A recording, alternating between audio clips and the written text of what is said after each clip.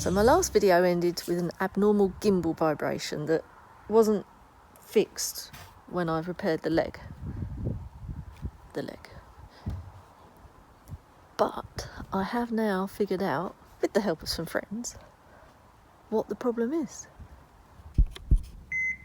It should be under that clip.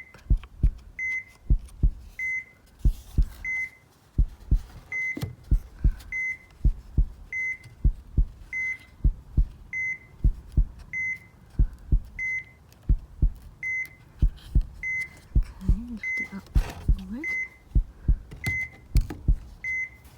and slide it underneath. It's scary.